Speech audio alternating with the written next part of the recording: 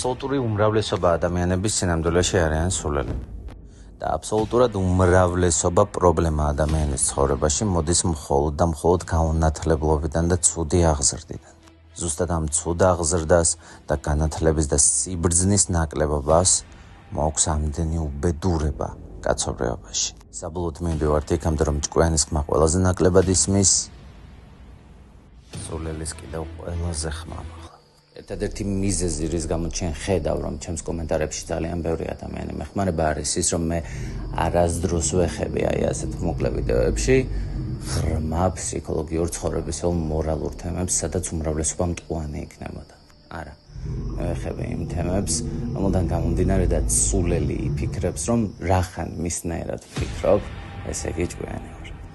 სინამდვილეში კიდევ მძაგს გაუნათლებლობა.